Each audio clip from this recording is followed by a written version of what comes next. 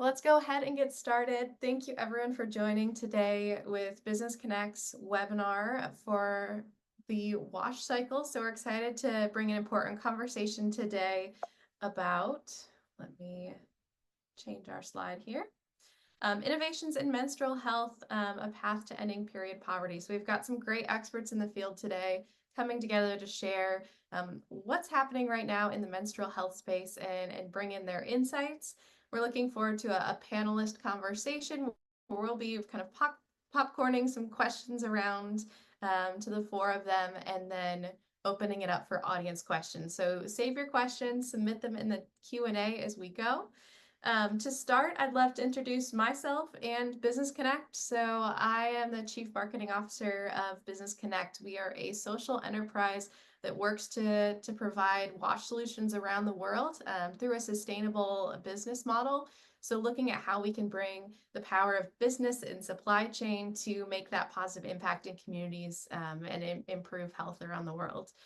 So as a part of wanting to know that there's not one answer, there's not one silver bullet to a lot of the challenges around the world, we bring together a suite of solutions to address those things. So, and myself personally, I am very passionate about using business to make this positive impact around the world, and have loved being a part of the Business Connect mission.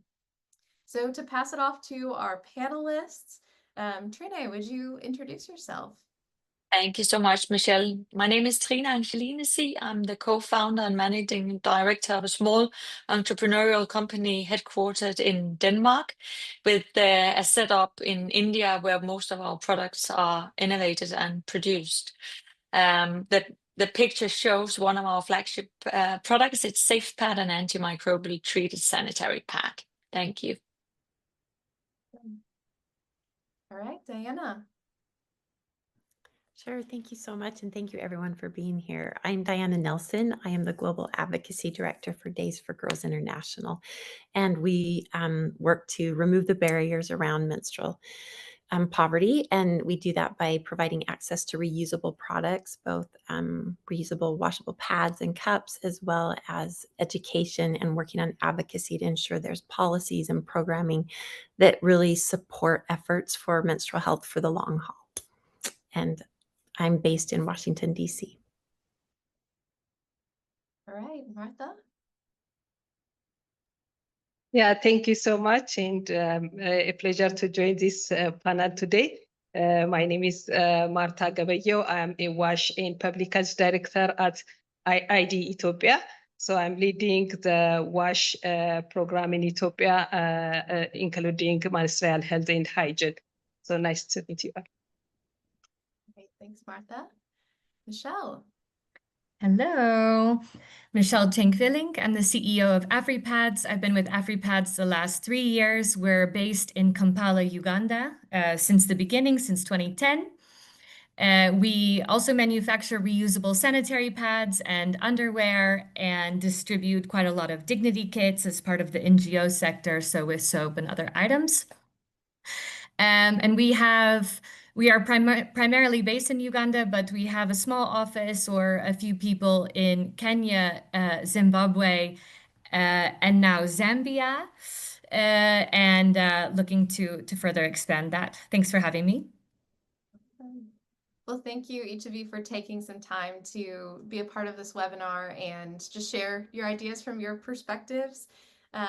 We'll dive into our first question. So for many years, the conversation around period poverty focused simply on product access, but I'd love to hear from your unique perspectives. How has the understanding of the problem evolved, and why is a more holistic approach critical for lasting change?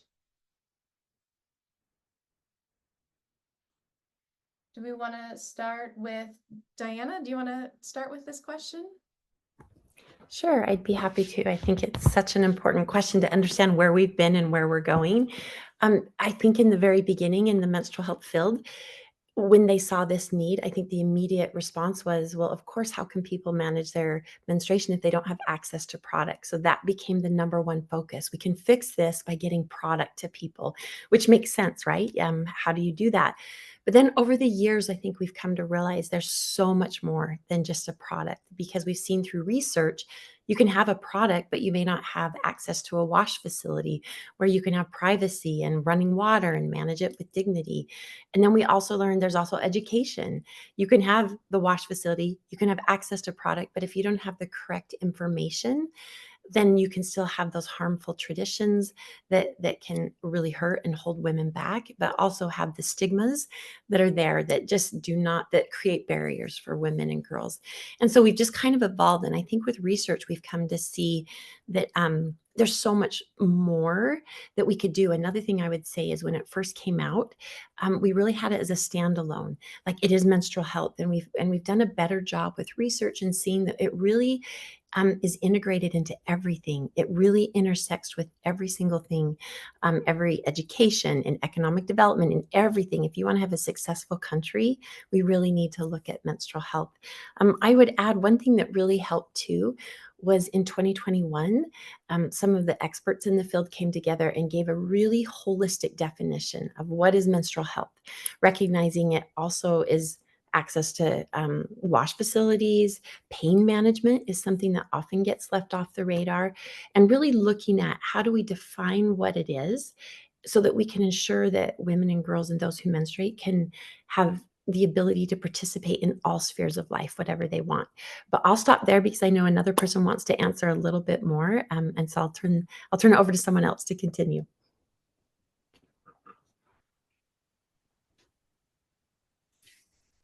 Yeah, Martha, do you want to speak a little bit to this from your perspective of the evolution of the problem? Yeah, thank you, Michelle. For a long time in Ethiopia and globally, when people talk about period poverty, the focus was mostly on product like pads or other material. So while access to product is very important, we have seen that this alone doesn't solve the problem. On the ground, menstrual health is about much more than supply. It's about dignity, education, social norm, and opportunity for women and girls. So at ID, for example, we work with more than 50 menstrual health sales agents in Ethiopia, linking them with the local social enterprise that produce and sell reusable menstrual product. Through this, we have learned that affordability is a major barrier, and not only because of limited household income, but also because imported taxes on raw material make locally manufactured product more expensive. So even if women want to buy, many cannot afford them. That's why we are working with the government stakeholders to push for policies that lower costs and make product more affordable, especially for rural women and girls. And also, but access to product alone isn't enough. In many community, menstruation is still surrounded by silence, stigma, and shame. So this has shifted the sector focus towards a broader understanding that menstrual health is both a social and economical issue, not just a product gap. So to address this, we support women sales agents from the community and government workers to create safe space where women and girls can talk openly, feel empowered. They not only make better choices for themselves, but also influence others. So some even start their own business, improving their income and dignity. Education and also awareness are equally critical. We have learned that rural women are curious to try a new solution, such as reusable pads, menstrual cup, but are hesitant to spend money on products that don't yet trust. So this is why a holistic approach is so important.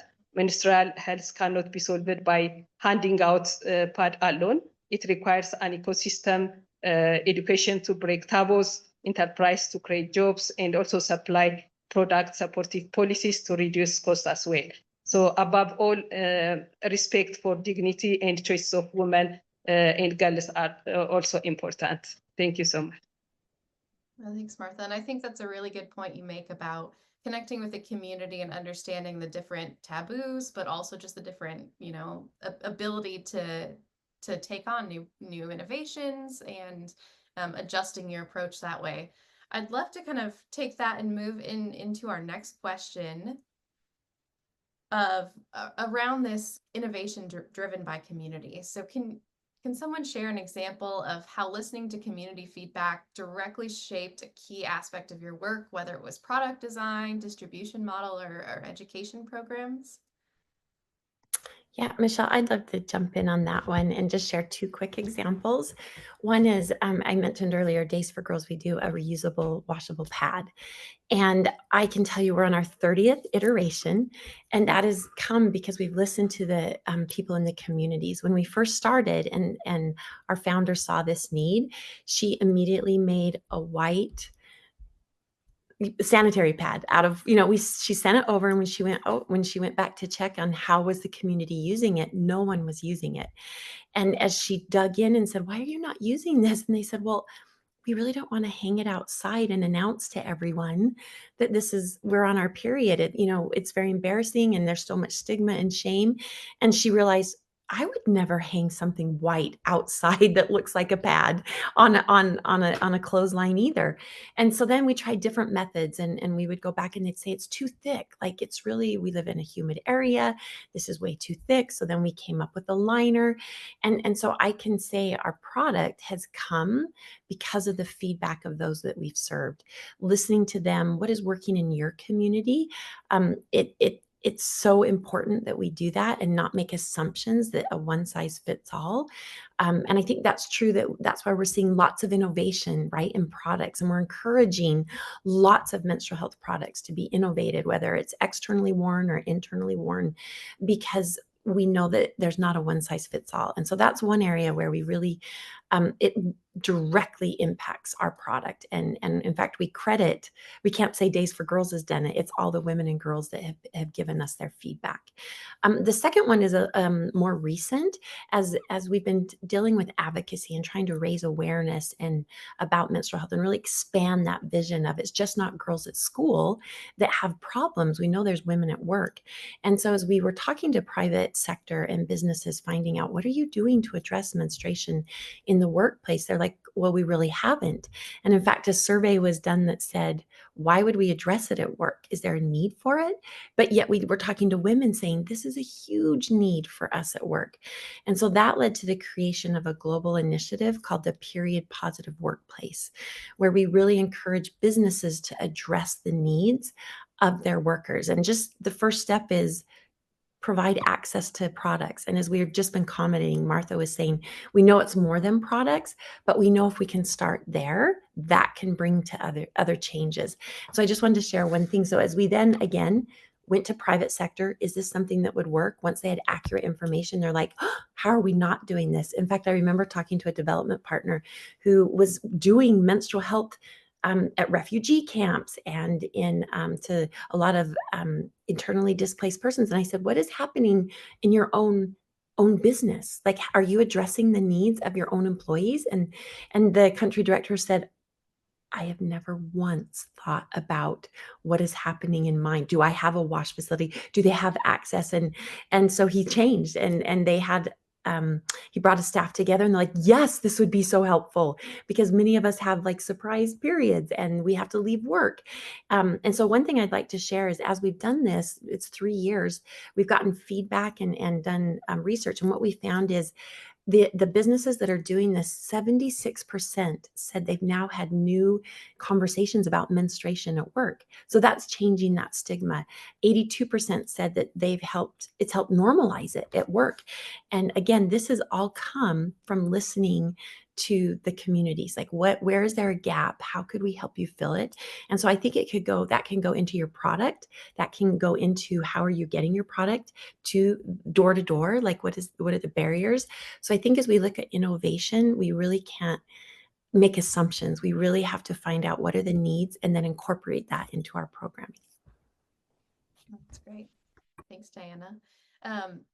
When you kind of look at understanding the local needs, a common thread that runs through kind of the different organizations is your commitment to local leadership, whether it's local manufacturing, social enterprise, and what does it mean, that local first strategy, and why is it so vital to what you do? And then what are the key challenges that you've seen building local ecosystems? Trina, do you want to start with that question? Yes, thank you so much. So our local first concept is all about technology transfer, setting up local production sites of SafePad so that the solutions or the finished products are not just imported, but truly owned and driven within the communities that we serve. So SafePad is this reusable sanitary pad with an antimicrobial treatment, which is designed to be safe, hygienic, easy to wash, easy to dry, and of course, longer lasting, not just long lasting, but longer lasting, offering girls and women dignity and protection while, of course, reducing waste as compared to disposable products. So what we do is that we manufacture the fabric in our premises in India, and we have two versions. We have one made of virgin yarn, and then we have one made out of regenerated plastic waste. So we basically collect plastic waste at the seashores of India, then we sort it, we clean it, we chop it, we chop them into plastic pellets, and then we extrude yarns, and those yarns can then be formed into fabrics, and the fabrics can then be antimicrobial treated, and then those fabrics or cut panels would then be distributed into the countries where we set up the local production sites. And those local production sites then bring the benefits of creating jobs. It costs on shipping costs because it's less bulky to send the cut pieces and the fabric as compared to the finished pads. And we do the sourcing of all the accessories within the countries. Then the big question is, how do we set up production sites that are sustainable from a business point of view? Many of the production sites have go and stop production. And if you really want to run an efficient production site, you can't have stop and go production. One model that we found was working is the one we have in Tanzania, where we teamed up with the largest manufacturer of treated mosquito nets, and so they can turn up and down on the SafePad lines depending on orders, and that makes them less vulnerable to the market demand. So if there is no demand, then they're just slowly scaling down, keeping the tailors occupied with other stuff, and then they can turn up the volume again, and that makes it from a business point of view more sustainable. But just to say that the hardest part is actually not the technology transfer. It's not setting up the production side. It's not the implementation of the technology, the quality assurance and quality control mechanism. The real challenge comes after you have set up the production. It's where you have to struggle to make the products accessible, available, and affordable to all menstruators. And we have already heard Diana and Martha touch upon it earlier today. It takes so much more than setting up production sites. It really means building distribution networks, enabling financing, raising awareness, securing supportive policies within the countries. So even though my dream would be to have a production site of SafePad running in each and every country worldwide, it's not going to happen until the day where we have the environment shaped to do so. But the benefits are there of having local production. I think Michelle can speak to that as well, with having a setup in Uganda, that it creates ownership within the country, and it gets embedded into the community in a smarter way than if we're just bringing the finished products into to the market. So I do believe that the model can work, and it is a way to ensure impact and long-term sustainability within the countries, but we need to enable the environment around it so that we can get more pads produced within the countries. That. Martha, what does that look like from IDE's perspective and the work that you're doing with a local first focus? Yeah, from our experience in Ethiopia, we have learned that a local first strategy is absolutely essential. when menstrual health products are imported, they often become too expensive for rural women and girls. Even the raw materials taxed, which drives up the final cost. That's why supporting local manufacturing and entrepreneurs so critical. So it's not only lowering costs, but also create jobs and ensure products are designed in a way that respect cultural practices and user preference. We have seen that in action through our network of more than 50 menstrual health sales agents in Ethiopia, partnering with the local social enterprise called Mela for Her, which produce reusable pad. We provide these women with intensive training on menstrual health and product sale. Some even joined a 6-month business incubator program. So these sales agents are more than distributors.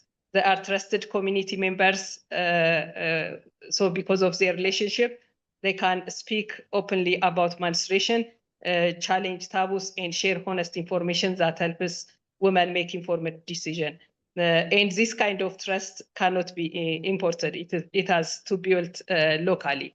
So many of these women has since started their own small business, boosting both their income and their influence as well. So another success have been our partnership with Women Economic Action, which is a local organization to support self-help groups. So this group creates a safe space where women can talk openly about menstrual health, engaging men in the conversation, and build local allies for gender equality. So when women feel empowered and supported, they not only make healthier choices for themselves, but also inspire change in others. And in many cases, they become entrepreneurs themselves. So all of this demonstrates that when we combine market approach with a strong community engagement, we create menstrual health solutions that are not only impactful, but also sustainable. But the journey is not without challenge. Local manufacturers still struggle with high production costs because of taxes on raw material, and there is limited access to finance. Distribution also a huge challenge, especially in rural areas where sales agents face low margin commission, digital tools are very limited, and also free NGO products sometimes undermine demand. So we have also seen how poor quality free samples also can erode trust in the entire market. Thank you so much. No, that's a really key point on the trust side and how that community, that local community encourages that trust. For a next step, we've talked about systems. How do we scale those systems and reach larger communities and new communities? Maybe it's on the role of key partnerships with governments, large NGOs, or maybe the private sector. What has helped kind of make that impact as we scale those systems? Michelle, I'd love to hear your thoughts on this. Yeah, sure. I think a lot of things that I can touch on for this also relate really nicely to the first set of conversations as well. So AfriPads, like I said, since 2010, so we've reached about 7 million girls and women with products. So we have absolutely achieved some sort of scale, and it is entirely not alone. So that's the short answer to this, is that the partnerships are critical. And that sounds like a very obvious answer, but there's really concrete ways that we see that you really have to influence the systems change to shape the market better for multiple players, for product choice, etc., and for real gains against period poverty. So, for example, my favorite sentence in the last year is to say, SMEs cannot do it alone, especially those based in a low middle income country. We're often, as AfriPads at least, and probably others in the call can relate to this, we're often looked to as, as we can do it or lead it or whatever. As if you're going to do it alone, we have to source, we have to produce, we have to distribute, apparently, because there's no distribution networks on the consumer market for us. You need then to market and advertise and then lobby for all the systems change for the growth and scale. So it's too hard to do it alone. So a few examples. and where we've had success. It's no accident that Uganda is one of the biggest procurers of reusable products. Yes, it's also one of the highest number of refugees, which means a lot of NGOs buying and distributing menstrual products. But it's also because we're here and have been here a long time, knocking on all the doors, saying what, alongside others in this call, saying what to do. But in Uganda, Kenya, and Malawi, we were directly involved in co-leading the removal of VAT on menstrual products. In all three countries, that is still the case. Um, have to let Martha down a little or others, that does not directly impact price. It's the right thing to do. It's absolutely the right thing to do. They should not be taxed. And definitely not like a luxury good, but where you get potential impact over longer term, which we've also been successful in the same countries, is removing the import duties on um, textiles or fabrics intended to make menstrual products or things intended to make menstrual products. That has facilitated growth and the ability to reduce costs for local manufacturers. Again, I will say not excessively, frankly, but without it, without it, we would no longer be producing in Uganda. If we had not achieved that, we probably wouldn't be here. We would have moved on to another country where you could import materials that you need to make your products duty free or zero rated or whatever. So that's one. So that involves a lot of like with other actors and absolutely then the government and the tax systems.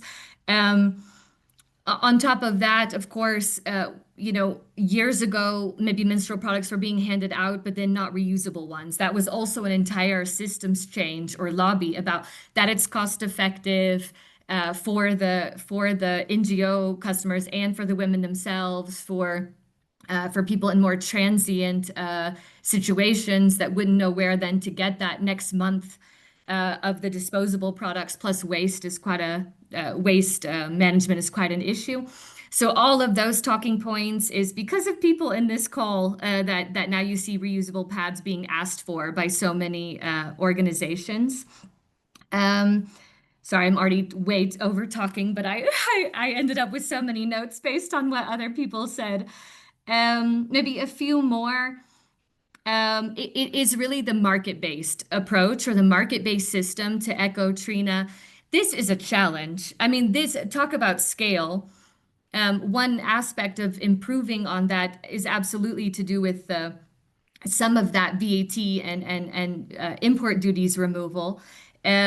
But it's also what I was saying about like distribution networks, limited last mile networks, and the limited ability to finance those. We as AfriPads can't give credit lines to 500,000 small shops across East Africa to stock the product or on consignment. So there's no great like distribution or financing mechanism often there. So like really, how do you work with government, like local embassy partners have been quite effective for us alongside the big players, the big NGO players or UN players. We think you've got to involve private sector or social enterprises like us in the beginning when you're thinking about your menstrual health programming or your women's health programming or your market-based solutions. Um, and then don't leave everything on like price and distribution to the manufacturer because that's where all of our risk is. So we need that like three to four partner system really working to be able to scale getting menstrual products more on the shelves or across broader parts of the countries where NGOs are doing their role in education and creating demand. The embassy is helping de-risk the financing for distribution and for distribution or maybe some of the additional cost because the cost is still prohibitive for most women in low income settings. It's a bit of a financial literacy topic. It's also a mindset shift needed, talking about, why we move beyond just talking about products. Also for the budget holders, like women and girls are valuable. This is a human right. They do need products. How can you budget for it? All of that comes into play, but it doesn't change. I mean, in the US, to get sufficient menstrual products, it's like what, 0.2% of an income. And here in Uganda, it's like 6% if you were going to fully buy enough menstrual products based on what's available in the market right now. So that I'm skipping ahead a little to kind of maybe what you're going to ask later about what comes next. But those are the kind of systems that we see. And last point, which I think is super important and speaks to Martha's point as well, is with NGO, with the large UN procurement, we also would like to see some shifts in procurement policies, that there's more deviation possible in their budget lines for procuring from a local manufacturer, like that they have a little more wiggle room maybe in their procurement policies because the impact can be greater to buy more locally. And also on their payment terms, if you really want to support some slightly smaller than us, but maybe smaller local ones, not knowing if you're going to get paid for 60 days is quite troublesome for your business model. So I think those are my key points. Sorry, I'll stop there. But we have this is stuff we've been working on a long time, but the consumer bit for me, like the to consumer on the shelf, is where it like needs to go next. Thank you so much, Michelle. I really appreciate those thoughts and on the local businesses and how we can help them grow in this space. I think is a really great conversation that we need to continue to have. We've got our final preset question on kind of charting the path forward, but I wanted to mention, feel free to introduce yourself in the webinar chat if you'd like to do some networking, connect. Aline and Lauren, I have both of your questions. We will get to those in just a minute right after this wrap up. But I'd love to give every panelist 3 minutes, around 3 minutes. I'm not timing you exactly. For looking ahead, what does the next 5 to 10 years look like? And what is the biggest opportunity or most significant barrier that you're seeing in the menstrual health sector? And then is there something that the organizations and those here in this call should kind of take away from this and move forward?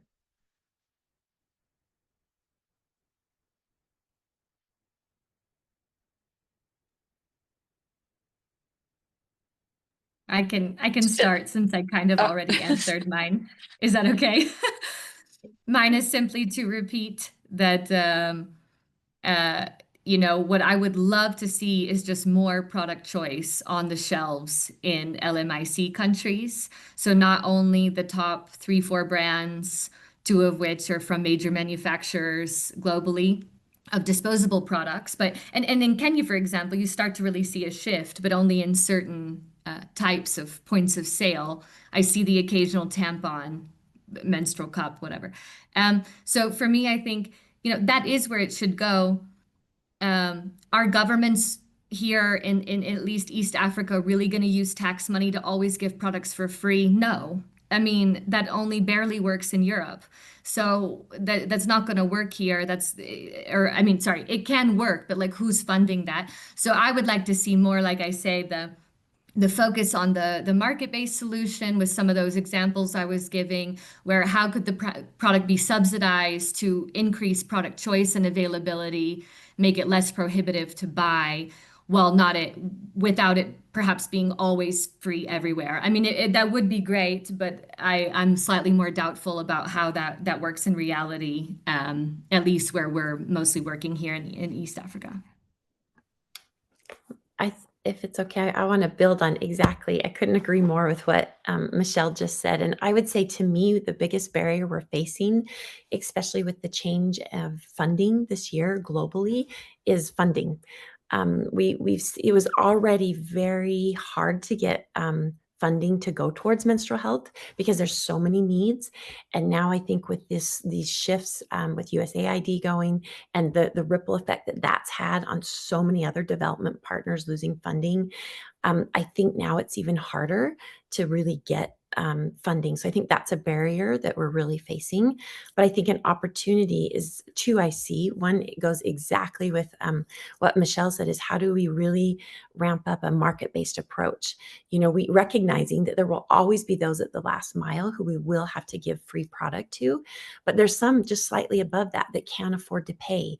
And so how do we bring in more product choice? How do we help do that locally? I think COVID really showed that when supply chains, when we had problems with supply chain, it really turned to local distributions. And so having that in place, and how do we give them the opportunities to bring down their cost and to a point where those who could afford it can pay for it.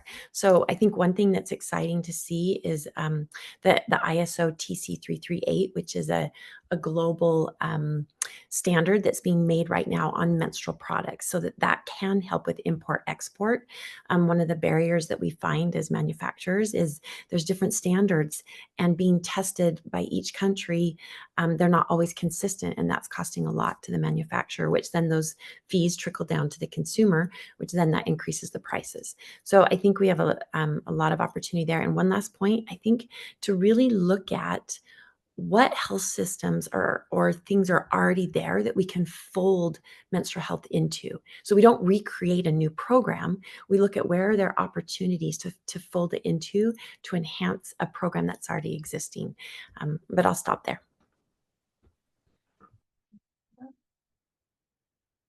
Martha, go ahead. Yeah. I think for me, looking ahead, I think the biggest opportunity and also one of the toughest barrier will be, I think, affordability and access at scale. So we know there is a real demand. Women and girls are curious. They want better options, and also they want dignity.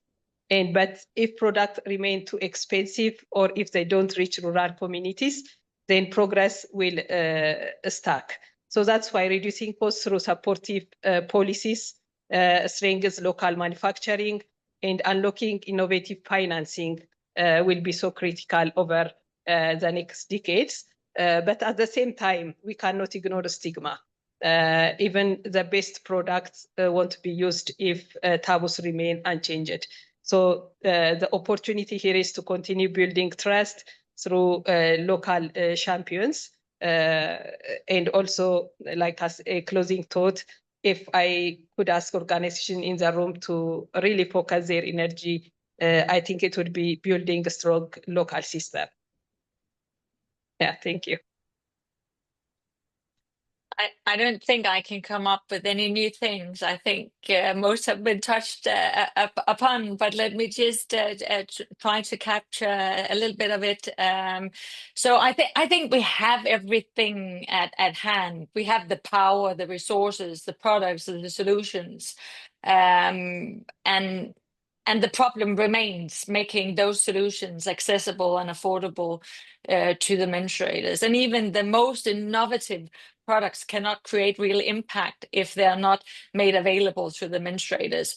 So just back to, we have to look into distribution models, to systems, to financing models, subsidy, microfinancing, and policy support. We have to have an enabling environment that will support our category of reusables. And then back to something that Diana touched upon earlier, and Marta again, normalizing menstruation. We need to involve many more stakeholders so that menstruation is normalized through the trusted voices within the communities, whether that being teachers, health workers, traditional leaders, faith leaders, anyone involving men and boys is equally important. Fathers, brothers, male leaders, make them part of the conversation. Let's get them involved so that it becomes a shared responsibility for dignity, health, and equality.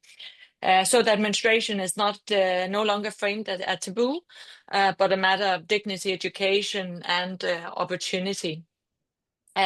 So if there's anybody in this forum listening in, please help us contribute to eliminating period poverty, invest in sustainable innovations, and commit to make them affordable and accessible at a scale. The products, the solutions are there. We just need the partnerships to move beyond pilots and studies and tests. And then I'm not saying that data is not relevant. It's very much relevant and very much needed.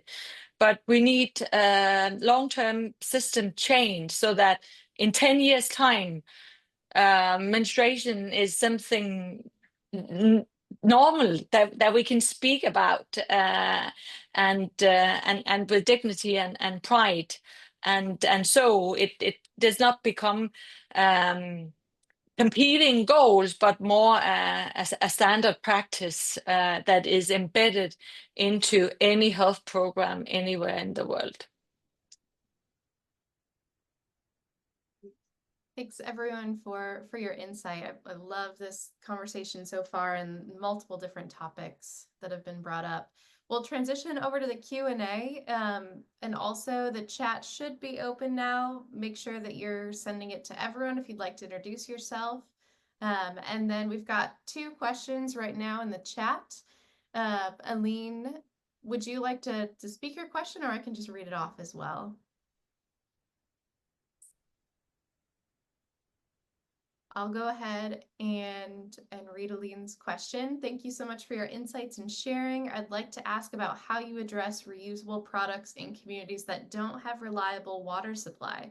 For example, in several communities where she lives in Kenya, women prefer disposable pads because of the water supply limitations and not enough water to wash themselves and the pads. Trina, please. Yeah, well, just want to flag why SafePad was originally invented. It was because a lot of the communities that we serve with our first version of a reusable sanitary pad did not have an antimicrobial treatment, and the communities did not have access to clean water, or they had not enough water to wash the pads. So we found a technology that is used for making implants bacteria-free and embedded that into our textile products, which basically means that you don't have to have access to clean water. You can wash SafePad in any water source and still have a clean and hygienic pad to use afterwards. It also means that you don't have to use the sun rays to kill the bacteria, because the technology will ensure that the pad is kept yeast and bacteria free, even if washed in contaminated water. So that was the reasoning behind combining 2 technologies into a reusable sanitary pad. Diana, do you want to also address that question?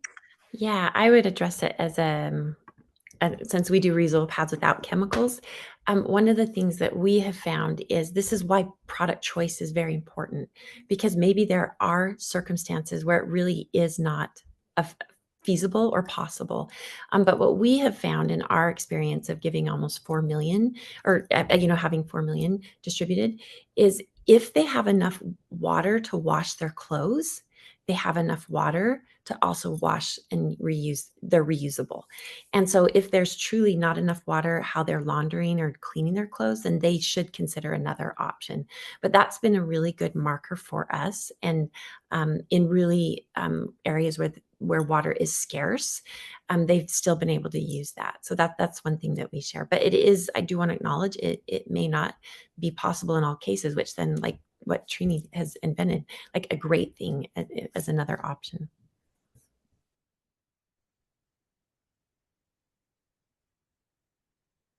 Michelle, go ahead. You guys can just jump in. Okay, yeah, I don't know, The just hand raises. politeness. Exactly. I mean, the same thoughts. Just one thing that I've said in several rooms is, and it sounds like Alina, actually, you're talking about like experience that you see firsthand. But this, I would say, this question gets more often asked by like a program director than when we're locally at a training. we always ask the question at a training, and not me personally, I'm not going around giving all the trainings, but my colleagues who do that.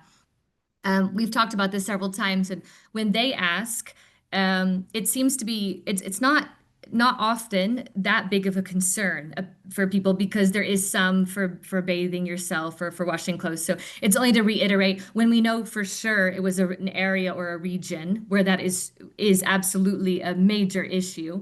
You don't want to add to the burden that you've given a product that can't be used.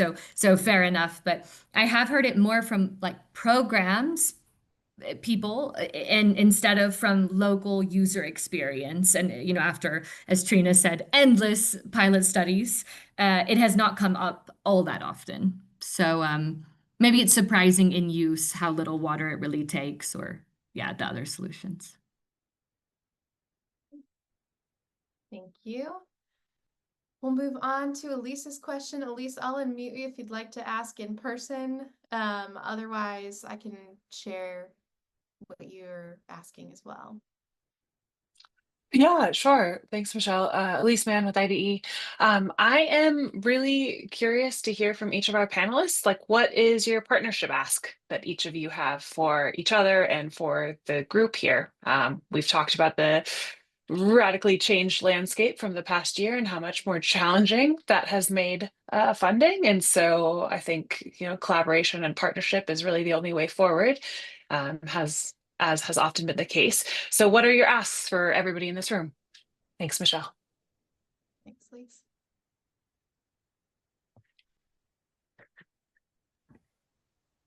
I'll jump in. We probably all might have the same, but I think our ask would be, where is there synergy between what we're doing and what your goals are to accomplish, as far as support to help with the projects where we know we are working, we have the data to support that this is making a difference. Could you come in and support whatever that looks like? Is it with MLE? Is it with funding? I think each project might be a little bit different, but I really want to go back to what Michelle said. We cannot do it alone. And so that support obviously is in funding. And I think many organizations have different goals that they're accomplishing.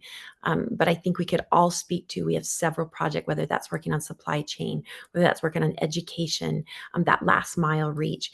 We all have specific areas that we could give you, that we could say, oh my word, if we could just have this in some research that we're doing on this project that could then lead to a resource for the whole field.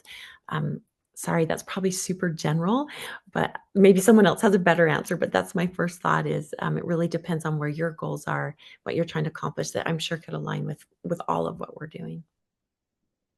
I don't think I have a better answer, but I have an answer that one thing that we have in common is that we have reusable products in focus, and we really need to come together to form the category, to get the category of reusables established so that it's not the disposable pads that are taking the lead within all the markets where we work. We really have to push for the category of reusables on so many fronts. We are already doing that together, but we would need more partners to join us to push for reusables, more environmentally friendly products and solutions going into the market at a scale where we can compete with all the disposables in the market. So I think that there we can join forces. There we can also join forces.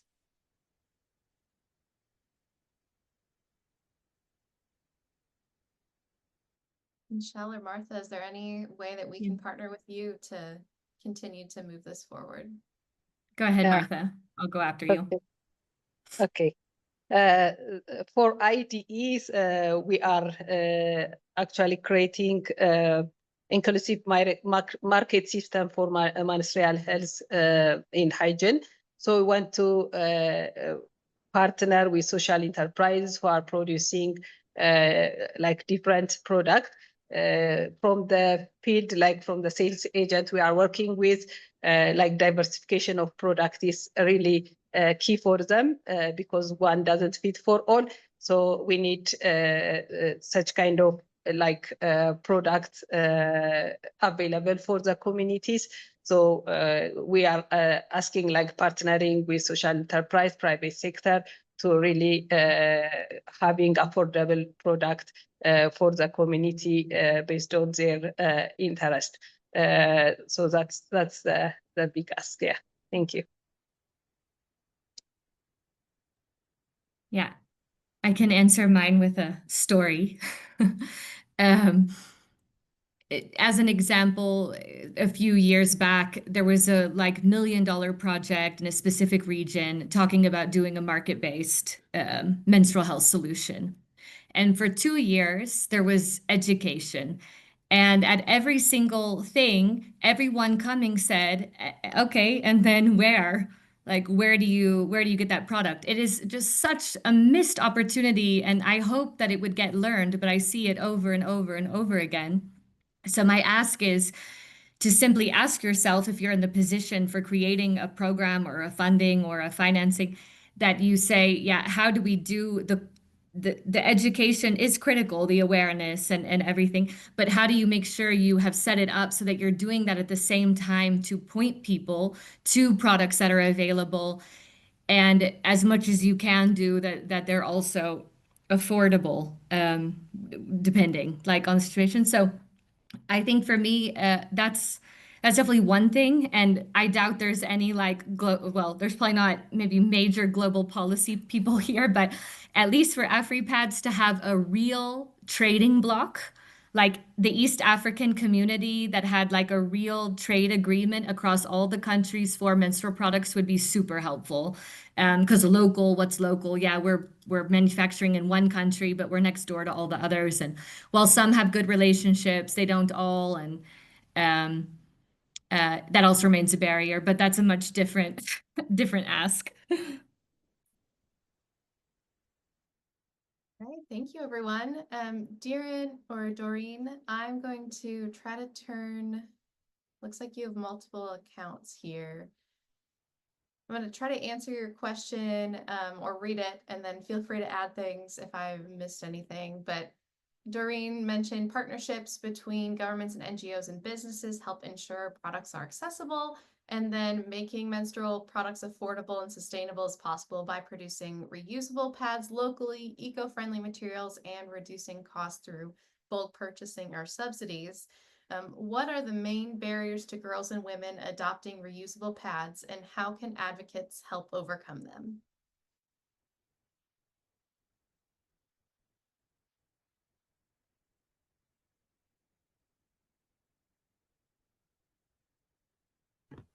Okay, everyone, I'm trying to be, I'll jump in and then you guys will probably fill in. I was gonna say, I think there's a couple barriers. One, it's access. Many people might have the money, but it isn't there, or they don't have the money and products aren't there. So that's one. I think it's what's in the communities. Second, I think is a lot of people don't know this is an option. And then some that know it's an option often feel that reusables are for the poor people. Oh, it's the less than um, perception that I'm poor, so I can't have the beautiful single use pad. And so it's really overcoming. We found in South Africa, we worked with the government there to do a study, and we went in and we said, how many of you would use a reusable pad? And like 3% said they would.